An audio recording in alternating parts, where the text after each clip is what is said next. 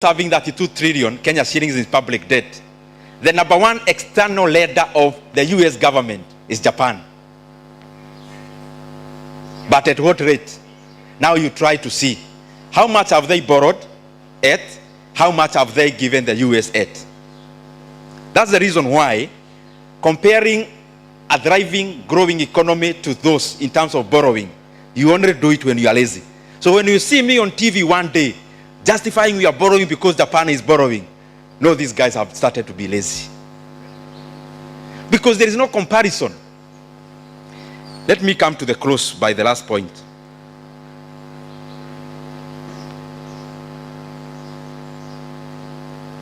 As we think now as economists, I'm just provoking ourselves. We have read many theories in economics. Mercantilist, we know them. That trading alone makes a lot of sense in economic growth. We have read about physiocrats. Physiocrats, they say, no. Agriculture is the main thing in economic growth. That the only productive sector in an economy is agriculture. Because the others, you only transform the factors. But then, what must we focus on as economists? This is my opinion. Looking at the US, the UK, the Asian tigers, one thing that we must continually improve in Kenya, in Africa, in all developing countries is capital accumulation. If you look at Kenya, how much capital is allocated to every Kenyan who is a worker? Look at Japan, for example. Look at Germany. Germany, you see capital per worker per person reached optimum many years ago. So the most they can do is to maintain, because there is no more growth to do in terms of capital per worker. If you look at all those economies, including China, when we talk about China in manufacturing, we are basically talking about accumulation of capital. Because the major component of manufacturing is capital itself. Because then you look at Kenya, for example. The reason why we are agrarian now is because our number one priority is not even to create quality jobs. Number one priority is to engage everyone. Because there are so many people without jobs. So when you're a policy maker, number one thing that you're doing is first of all to know, how do I engage as many Kenyans as possible? So the question of how am I engaging Kenyans becomes secondary. And I think then, as policymakers, we need to move in tandem. Because what would we rather have? Labor-intensive industries where everyone is employed with very low productivity, or then we have a sizable number of people unemployed, but those people who are working are optimally utilized. I don't need an answer. I'm just provoking our mind. The other thing, just a few things about what we are doing in government as I close. Poleni, nimechanganya vitu mingi because the topic is too wide. People are saying, no. You people, KICC and all the other parastatals. Privatization, that's the one I'm talking about. I don't want to be explicit because I see cameras here. And I don't want to be misquoted. Now, as an economist, you are seated here. What is the role of government? From where I sit, if the government guarantees me security, guarantees me property rights, guarantees me enforcement of my rights, and gives me a conducive environment, my opinion, it should leave me alone from there. Because the interactions between private sector, between economic agents, make much more sense than the government offering services. Now, Kenya has over 300 institutions. Some are commercial in nature. When government comes in, you know, when we are in economic classes, we say one of the reasons for market failure is public goods. How is banking a public good? That the government of Kenya owns a bank. How many people here, I can say it because it's public, how many people have an account in Consolidated Bank of Kenya? Do you know? Now, let me also say this. How many of you who your grandmother has ever boarded a plane? I'm not even asking about, of course, many of us flew here. Now, do you know why I'm asking that? The tax my grandmother pays in the village as VAT. Can you imagine? At over 40 billion of that in a year goes into building KQ. My grandmother pays rent, pays tax as VAT in even salt, so to say. It bills you to come to Mombasa through KQ. So what am I asking? Why is the government engaging in areas where private sector is already doing so well? And in sectors that are already so profitable, you find government institutions doing so badly. Look at banking sector in Kenya. It has been growing every year. Look at the government institutions within that banking sector. Look at how they perform. And you can't cite KCB because KCB is very different. It is run as a private sector. So all these things we are doing because government to be efficient must be lean. And the reason why we want to dispose of all these things by way of either leasing, some even selling through IPOs, and others, of course, through other methods, is because we cannot continue now talking about the budget I read here to you, and the deficit you are taking, borrowing, is coming to bail out a company that is not strategic in nature in terms of governance. And that is the reason why we are doing what we are doing. Very lastly, this is not economic, but maybe it's Pakish, not economists.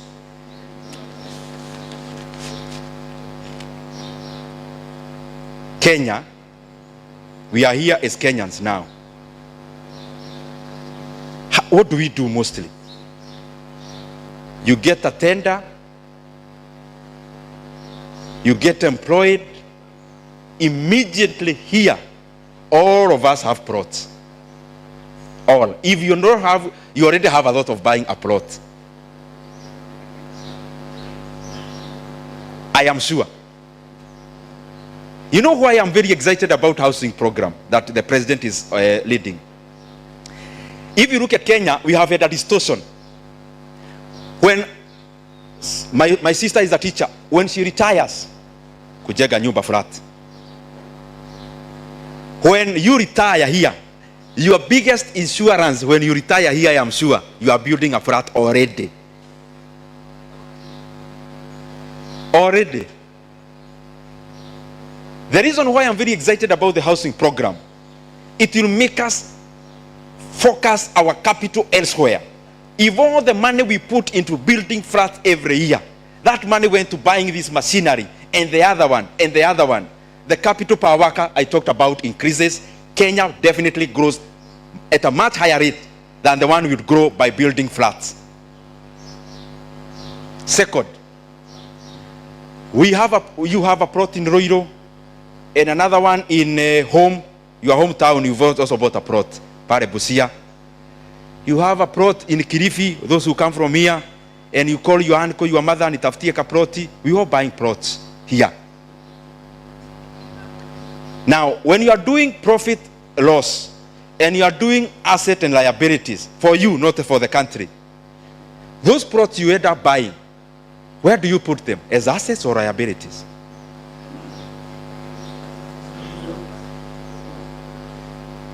Some of you have 8 plots, 3, 4, 5. Now, this plot when you buy,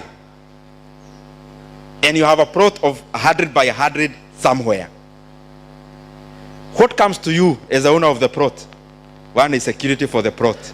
Usiende upate mchaga imemwagwa hapo, ama lori ya kakoto. So what do you do immediately? You're bringing somebody to look after your plot. Then the other one you have in Kisumu Dala. You also take another person to look after your plot. So when you do your monthly revenues for a business, you have somewhere for the salary. What is the outflow? Yes, food, school fees. The other outflows, plot ya Mombasa nalipa caretaker, plot ya Kisumu Dala nalipa caretaker. So is that an asset or liability? Food for thought. Please, as we move out of here, this is my own opinion. I've been in the stock market for some time, which you know. I don't need to hide, because I also don't like hiding under proxy accounts and the rest. As an economist who has gone and done predictions in class, because we work with predictions, time series data and such. When you look at Kenya now, those who have been investing in fixed income instruments like treasury bonds and bills, and also who've been investing in infrastructure bonds, I want you to go and think, is that trend likely to continue on an upward trend? Are we likely to buy infrastructure bond at 20% or actually lower than you bought last month? What am I trying to say? When the economy grows like this, interest rates are going up, they can only start going down. And I can guarantee it's very unlikely that the Fed rate is going to go higher, and therefore that the CBR rate is likely to go higher. So when there is a signal of CBR going lower, what happens to fixed income instruments? Think about it as an economist. And therefore, so that you know the monies you have currently. Now, when the rates are going up, stocks market gets beaten. So you see share prices are already too low. Kenya is a classic example. And I can dare you that the next time you are coming for economic conference, Kenya in 2024 is likely to be among the best performing markets in terms of stock markets in the world. What you do with that information is up to you.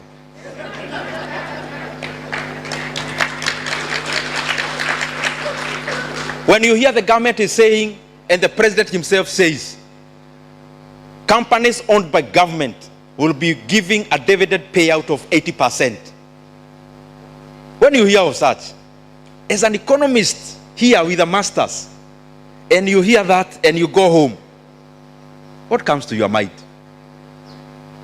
How many companies that the government has a stake which are listed, which you can also own, and therefore, together with government, uchikiria koti ya serikali? So that when they are paying dividend, you know they are not only paying to government, they'll be paying to all the shareholders. What to do with that information is up to you. Thank you very much. May God bless you.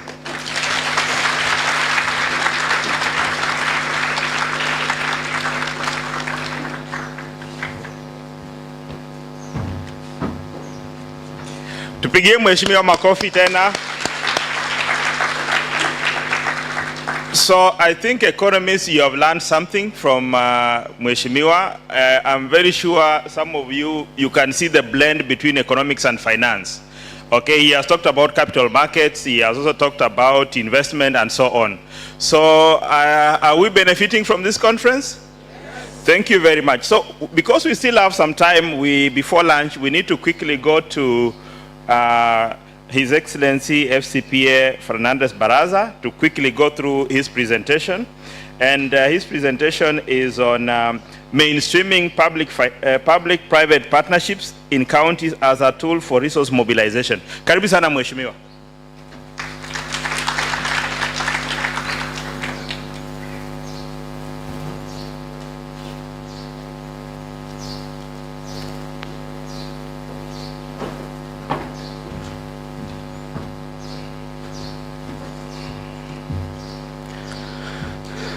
Yeah, you know, when you come after a practicing economist has just left the stage, it's very difficult.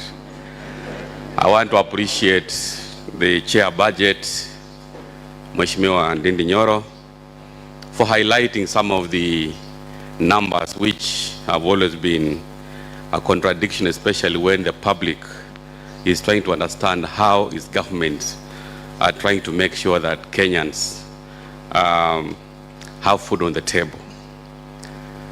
The chair of ESK, Dr. Dunston Ilwodi, the vice chair, chair of budget, Mheshimiwa Ndindi Nyoro, MP for Kangema, Mheshimiwa Kihungi, all the invited guests, ladies and gentlemen, good afternoon.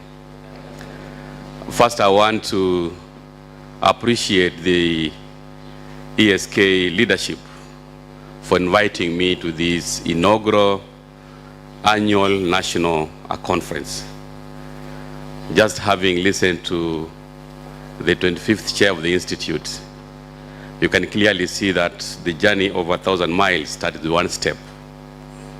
I'm very proud to have served as the chair, the 21st chair of the Institute, and some of those hard decisions that you are making 8 years or 9 years ago, you can clearly see they have actually put the Institute to a trajectory that most of the professions are now looking at the Institute as a very successful institute. So for you to have a good future, you must make hard decisions. And that's what we did in establishing the CPS Center. It was very hard, but members were very committed. So as leaders, we are expected to provide leadership. And that is why I'm very excited by the theme of this conference, where as professionals, we have to provide leadership in matters of economic growth. What role do we play as professionals in thought leadership? And the only way for us to influence policy, really, is to be on the table of policy making. I know as professionals, you can contribute in terms of the budget making process, but the only sure bet of economists, accountants influencing policy is you have to seek for elective positions. Let's have more economists in parliament. Let's have more accountants in parliament, starting even at the county assembly. You can imagine our MCS are the ones who oversight the governors. So let us be on that table to influence policy, and that is the only way our economic growth can be guaranteed. So this conference is coming at the right time, where we are talking about economic growth and all the myths around the issue of public debt. I want to appreciate the chair of budget for unpacking some of the numbers and also helping us to understand why do we have debt. Why do we always borrow? And when we look at the comparative number that is provided, especially by highlighting the developing countries who have over 100% debt to GDP ratio, what that tells you is that Kenya, we still have a long way to go, and it's not so bad to borrow. The only important thing is what are we doing, or what projects are we utilizing for the money that we borrow. I know counties are the most misunderstood institutions. You can clearly see from what the chair was presenting, quickly highlighting the budget process, the numbers that we expect in terms of the growth in the ordinary revenue from around 2.5 trillion to 2.9 trillion Kenya shillings. But when it comes to counties asking for money, what comes out is counties are wasteful. The challenge we have in the counties really is that resources don't follow functions. Those are some of the key principles of PFM, where there's so much that we're expected to do. And for your information, in 2024, 2025, public policy statement, the budget policy statement, whatever that we have been allocated is 391 billion Kenya shillings, which is representing only an increase of less than 6 billion Kenya shillings to be shared amongst 47 counties.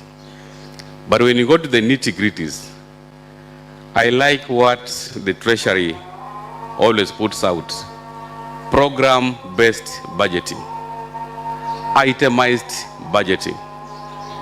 But when you go to the nitty-gritties, what I want, my brother Ndindi Nyoro, when you are highlighting those budget numbers, let us not have money being put in ministries doing functions which are devolved. For example, in the Ministry of Agriculture, agriculture is a devolved function, and you don't see why the national government should be the one procuring fertilizer for the counties. Go to the Ministry of Health. Am I saying something? When you look at the Ministry of Health, we have devolved health functions. The current challenges that we have with the doctor strike, the issue of internship, yes, those are issues which can be managed. But health, for us to grow counties, let us have the spirit, the political goodwill, so that the functions which have been devolved, we have attendant resources so that we can be effective. I've seen some programs where the national government is constructing markets, and yet those are the functions being done by the counties. Our constitution was very clear in terms of the fourth schedule on items and the programs which must be devolved, like roads. I know that's a very tricky conversation where our members of the National Assembly believe that they must do roads in the counties. And yet, we as the people on the ground, where the rubber meets the road, we are expected to do all the roads. And yet, 80% of the money is still being devolved, or rather being held by the national government through KERA, KURA, So what I'm trying to say here is, as accountants, as economists, as leaders, for us to provide leadership for economic growth, we must respect our constitution. We must walk the talk. I know in the last Devolution conference, our president committed that is going to ensure all the functions which have not been devolved, they're still being undertaken by the national government. He gave a timeline of 6 months, and I was very keen to just look at the budget policy statement of 2024-2025. We don't have any indication from the national government that some of those funds will be devolved to the counties. So what we are saying here is, in terms of political leadership, I know my brother Ndindi Nyoro is very much alive to the fact that for us to make progress in the counties, I think we need to have that collaboration. And I like the fact that this bottom-up economic transformation agenda, the focus should be at the bottom. And the bottom is the counties. Am I saying something? So what I'm saying here is, when you walk the talk as leaders, then I can assure you the numbers in terms of economic growth will not be talking about even 5.7%. We can even be talking about double digits in terms of economic growth if production is focused at the bottom, and the bottom of the pyramid is empowering counties so that we can have more resources. I just thought I need to digress a bit so that I can bring together my thoughts as the chair of finance at COG, and also to just appreciate what Ndindi Nyoro has said, but we are still looking forward for a better understanding of what the counties are expected to be given in terms of monies to deal with specific items. For example, the doctors have just been on strike. It's almost 2 months. And going forward, we'll need to implement the CBA. For us to implement the CBA, we need around 5.8 billion shillings. That's already a number. We have the medical equipment services, which the national government has been incurring on behalf of the 47 counties. On average, we require to procure new CT scan equipment, which have already expired. This function was being done by the national government through the Ministry of Health. It is now counties that are supposed to make sure that we have serviceable and new medical equipment. We require almost 20 billion Kenya shillings. The levies which we've talked about, which again you are implementing because you are good citizens, we require almost 4.8 billion. So when you look at those itemized numbers, my brother Ndindi Nyoro, when I come to the budget committee requesting for more money, it's not because we are wasteful, but because we want to serve Kenyans better. And on average, you can clearly see that we require a minimum of almost 32 billion Kenya shillings without even considering the road maintenance levy, which has been a big conversation. So we'll continue engaging with the national government, but maybe going forward as economists, some of the policy reforms that we require for us to make a progress on the division of revenue allocation. Maybe just as a thought, it is the highest time that we had the National Treasury being independent of the Ministry of Finance. Just a thought. So that national government does not hold National Treasury at ransom. Let's have the Ministry of Finance doing the budgeting process, but we have the National Treasury that will look at equitable revenue share between the national government and the counties. That is food for thought for economists. My topic was looking at how do we mainstream the public-private partnerships in the counties as a tool for resource mobilization. The PFM Act provides for three main sources of financing counties, and the first one being the equitable share, which largely comes from the National Treasury. We have the on-source revenue, which again has been curtailed because of the PFM Act. We only collect money on property and entertainment tax and a few levies. And then, of course, we also have conditional grants, which again come with their own conditions. Like the most interesting one, which I'm happy that it is now behind us, is where the counties were required to sign intergovernmental agreements before you access a conditional grant. You can imagine you have been given money, but it's just on paper. For you to access, let's say 20 billion for FLOCA, you need to have signed intergovernmental agreements between the counties and the National Treasury. And before the intergovernmental agreements have been signed, you need to go to your county assemblies, and you know how the county assemblies are. We have already conditions precedent. After that, you go for public participation. So all that process, you will take a minimum of 6 months to 9 months. And some of those conditional grants have deadlines. So issues around conditional grants, we are happy to have it as a budget item. But let us also try to be a bit flexible in terms of access. And this is a conversation that I want our brothers in the National Treasury, especially our economists, at least to have some favorable consideration to counties, because when you give counties money which they cannot access, definitely you have a challenge. And the last source of revenue, or rather financing of counties, is through debt.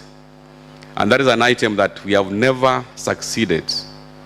In the history of devolution, it is only Laikipia County that attempted to do an infrastructure bond of 2 billion Kenya shillings. But unfortunately, around 2022 May, when the politics of this country had reached fever pitch, it was very difficult for the Senate to approve the infrastructure bond for Laikipia County. And that tells you that we have an opportunity to look at other sources of financing county programs. And that is why it is very important for us to consider the public-private partnerships as a source of financing our counties. Of course, on-source revenue has its own challenges. So far, what counties are expected to collect from their own source revenue. We're only doing 20% because of a myriad of challenges, and I'm very happy that the National Treasury is coming up with a framework of making sure that we have a uniform system of revenue collection, which of course we have given our views that it should be staggered. Counties which have invested in revenue collection systems must be given an opportunity to see off those contracts. Those counties which don't have a revenue collection system, those fellows who are collecting money manually, should be onboarded on this integrated county revenue management system for purposes of enhancing our own source revenue. But going forward, I think PPPs is the way to go. When you look at the history of PPPs in the country, especially on the legal framework, we have the PPP Act for the counties that was reviewed in 2021. And now what we need is to have operationalization of the PPP framework so that counties can access this financing. Nationally, we've seen what PPPs have done. For those who happen to visit Nairobi, you can see our expressway. That is a product of PPP. We've seen the SGR is also a very good product of PPPs. And we also have other programs in the energy sector which have been successfully delivered through PPP programs. So in the counties, I think we have an opportunity. We've been having discussions with the Commission on Revenue Allocation on how we can optimize debt as an alternative of financing counties. And besides that, definitely having those public-private partnership programs is the way to go. But we need to ask ourselves, after the enactment of the PPP Act for counties in 2021, because nationally we have the PPP Act that came in force in 2013, how far have we progressed on this? And I have to say here honestly that for the counties we have not made very significant progress on PPPs because of some of the challenges, inherent challenges, starting from the legal issues around procurement and financing. It takes a long time to push through a successful PPP program, even at national level. So as policy analysts, we need to ask ourselves, what do we need to do so that this alternative source of financing counties should be enhanced? We need to look at the financing of these programs. What are the interest rates involved? We need to look at the reasons why we have not had successful programs being implemented in the counties. What are the legal frameworks? Are the persons doing those programs, are they being well trained? Issues around capacity building. And this is where the PPP unit at the National Treasury needs to have at least some units in the county, the way we have the control of budget, for us to have effective implementation of the PPP programs. We want also to decentralize the functions of the PPP unit in the counties. Let's have coordinators in counties so that when you have programs that cannot be financed by our normal budgets through exchequer, through own source revenue, we have a dedicated team in the counties that can onboard some of those programs. Do we have the structures in place to implement the PPP programs? I know most of the private participants, they want to deal with a unit that has a balance sheet. They want to deal with a unit that is not so bureaucratic in terms of procurement because of the time value of money. And that is where, as economists, as people who influence policy in our workplace, especially in the counties, how do we onboard? How do we bring those very to influence the operationalization of the PPP Act for counties? So we have an opportunity as professionals. As I said, there are various areas which I just want to highlight, which can be successfully be implemented through the PPP programs. Transport in cities and metropolis counties, that's an area that we can actually leverage on the PPPs. Manufacturing, maize milling, tea processing, coffee processing, among others. The entire agricultural value chains, we can onboard our private partners so that we can basically have those programs being implemented. Of course, fish processing, edible oils, which my brother Ndindi mentioned about, agriculture, and the entire value chain around agribusiness, we have opportunities. And this is where we want to appreciate the national government, again, for supporting counties to come up with the county aggregation and industrial parks, where we have the investors coming around to optimize on the agricultural value chains, on the fish factories, on the livestock value chains. Those are opportunities for financing our projects under PPP. In the service sector, tourism, hospitality, cable cars, conference facilities, those are opportunities which we can leverage on in terms of onboarding PPP programs. In health sector, facilities. For example, in Kakamega County, we have the largest referral hospital being constructed, a 750-bed capacity, level 6 referral hospital. Once completed,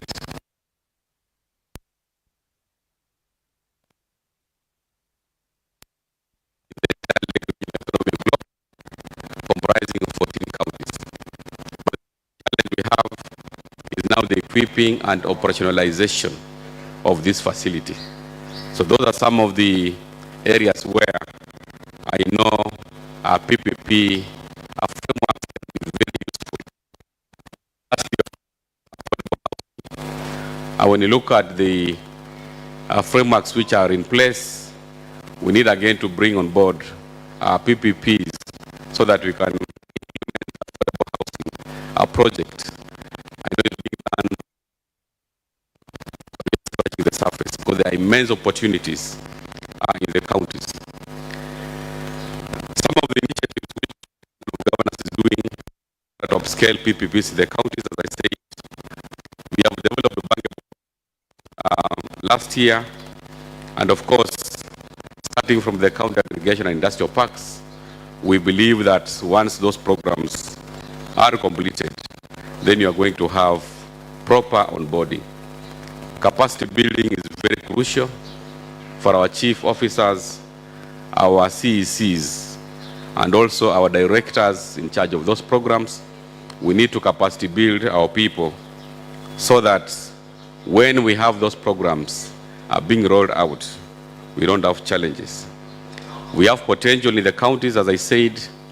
What we need is to have our people, especially the professionals, are taking a leadership role. In terms of, maybe if I can domesticate in the county, we are expected to have a framework in place for you to attract investors or private partners. You must demonstrate that you have put the necessary infrastructure, and one of them is we have set up specific special purpose vehicles for onboarding PPPs.